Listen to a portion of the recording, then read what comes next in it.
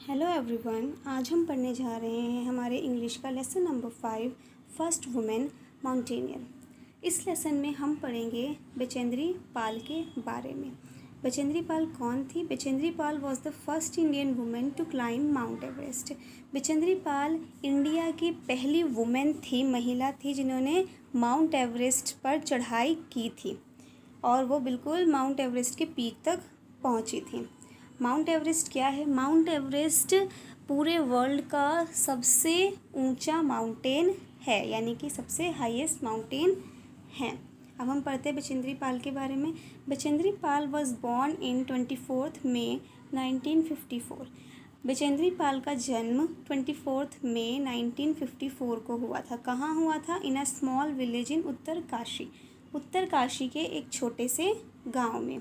Uttarkashi situated in middle Himalayas. Uttarkashi जो है वो हिमालय के बिल्कुल बीचों बीच बसा हुआ एक शहर है। उसी के एक छोटे से गांव में उनका जन्म हुआ था।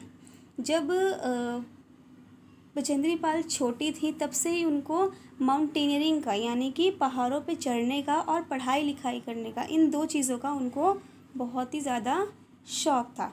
एक तो माउंटेनियरिंग का और दूसरा पढ़ाई लिखाई करने का। ठीक है, तो कई बार वो अपने घर के आसपास या फिर स्कूल के आसपास उन्होंने माउंटेन्स पे कई बार थोड़ा थोड़ा ही लेकिन चढ़ाई की थी। उनको पढ़ने लिखने का भी शौक़ था, लेकिन जब वो सिर्फ 13 साल की थी, 13 ईयर्स की थी, तब उनके पेरेंट्स ने उनको बोला पढ़ाई छोड़ देने के लिए। क्यों?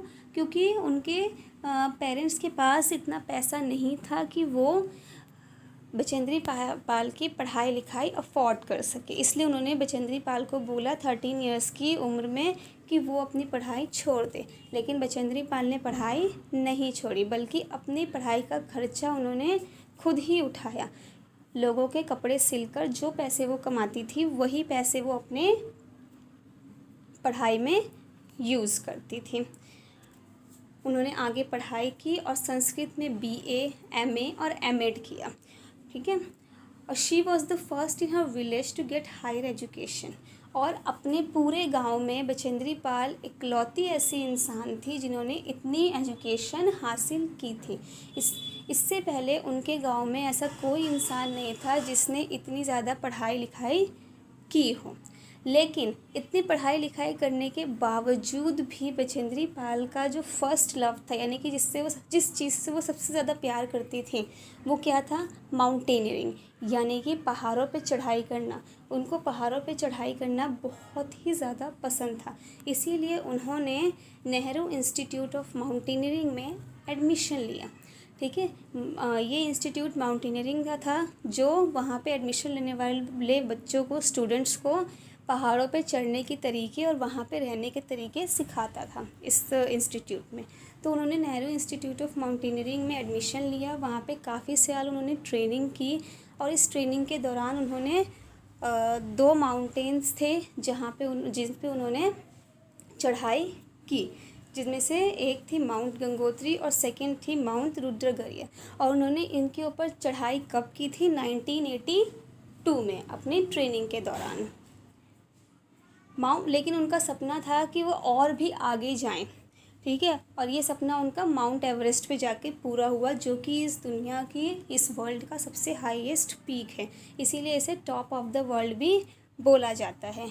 माउंट एवरेस्ट पे चढ़ने वाले पहले 2 लोग थे, एडमंड हिलरी और टेंजिंग नोर्गे। और एक तरह से उस बचेंद्री पाल के लिए ये सभी लोग इंस्पिरेशन थे कि अगर ये जा सकते हैं, ये गए हैं, तो मैं भी ऐसा करूँगी। और उनका ये सपना माउंट एवरेस्ट पे जाने का, उनका ये सपना कब पूरा हुआ? 1984 में, जब इंडिया ने अपनी टीम भेजी माउंट एवरेस्ट पे चढ़ाई करने के लिए, जिसमें 17 to 18 यानी कि 17 से 18 लोग उस टीम में थे जो माउंट एवरेस्ट पे चढ़ाई करने के लिए जा रहे थे। और उस टीम में जो 17 से 18 लोगों की टीम थी, उसमें बचेंद्री पाल जो थी उनमें से ही एक टीम मेंबर थी, और वो उन लोगों के साथ ही गई थी माउंट एवरेस्ट पे चढ़ाई करने के लिए।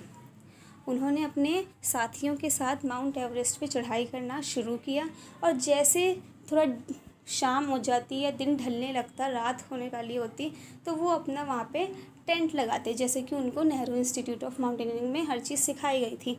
उन्होंने वहाँ पे अपना टेंट भी लगाया और एक रात ऐसे ही वो टेंट लगाकर आराम कर रहे थे दिन भर की चढ़ाई के बाद। तभी क्या हुआ, एक एवलांच आया। एवलांच का मतलब है बर्फ़ की पहाड़ियाँ हैं, उससे बर्फ़ का खिसक जाना और बर्फ़ का खिसक के नीचे की तरफ आने लगना, जिसमें कई बार लोग जो है वो दब भी जाते हैं। और ऐसा ही इनके साथ हुआ था। जितने भी साथी थे, बचेंद्री पाल और उनके जितने भी साथी थे, वो सभी लोग इस एवलांच में पहाड़ी बर्फ़ के नीचे दब गए, लेकिन सब ने एक दूसरे को बर्फ़ के नीचे से निकाला और बचाया। बचेंद्री पाल को इस दौरान सर में पीछे की तरफ चोट भी लगी। इस हादसे के बाद उनके कई सारे टीम मेंबर्स थे जो वापस लौट गए। उन्होंने हार मान ली। उन्होंने बोला कि अब हम आगे नहीं जाएंगे, हम यहाँ से वापस नीचे जा रहे हैं। पर बचेंद्री पाल ने हार नहीं मानी। उन्होंने कहा कि जब हम यहाँ तक आ गए हैं तो अब हम ऊपर तक पहुँच कर रहेंगे, मैं हार नहीं मानूंगी। लेकिन किसी ने उनकी बात नहीं सुनी। वापस उनमें से आधे से ज़्यादा लोग वापस चले गए, लेकिन बचेंद्री पाल के साथ सिर्फ 2 लोग थे जो उनके साथ ही साथ ऊपर चलते गए। बिना हारे वो ऊपर चलती गई। फिर लगभग मई 23, 1984 को लगभग सुबह के 4:30 बजे वो कह सकते हैं कि करीब थी, यानी कि सबसे ऊंची चोटी जो होती है माउंट एवरेस्ट की, उसके करीब पहुंच रही थी। उन्होंने वहां पे आराम नहीं किया, वो चढ़ते गए अपने दोनों साथियों के साथ।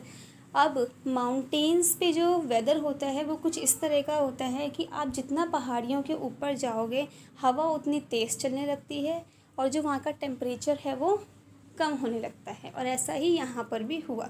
जैसे जैसे बचेंद्री पाल ऊपर की तरफ जा रही थी, वैसे वैसे हवा की रफ्तार 100 किलोमीटर पर आवर हो गई थी और वहाँ का टेम्परेचर -30 डिग्री सेल्सियस हो गया था। पर उन्होंने हार नहीं मानी। अपने दोनों साथियों के साथ वो माउंटेनियरिंग करती रही और आखिरकार मई 23, 1984 को 1:07 पे, दोपहर के 1:07 पे बचेंद्री पाल माउंट एवरेस्ट की पीक पर पहुंच गई, चोटी पर पहुंच गई और इंडिया का तिरंगा झंडा लहरा दिया। और इसी के साथ बचेंद्री पाल इंडिया की फर्स्ट वुमेन माउंटेनियर बन गई जो माउंट एवरेस्ट पे चढ़ाई कर पाई। और इसलिए उनको इंडियन गवर्नमेंट ने ऑनर भी किया। तो बचेंद्री पाल की कहानी को जानने के बाद हम सबको बचेंद्री पाल से इंस्पिरेशन मिलती है। क्या इंस्पिरेशन मिलती है कि अगर हमारा कुछ सपना है, हम कुछ करना चाहते हैं, अगर हम पूरी मेहनत और लगन के साथ उस चीज़ को करना चाहें और कोशिश करें तो हम वो चीज़ ज़रूर कर सकते हैं, जैसे कि बचेंद्री पाल ने कर दिखाया। बचपन से ही उनका सपना था माउंटेनियरिंग करने का और उन्होंने एक तरह से इतिहास रच दिया कि वो इंडिया की फ़र्स्ट वुमेन माउंटेनियर बन गई जिन्होंने माउंट एवरेस्ट पे चढ़ाई की और तिरंगा झंडा लहराया।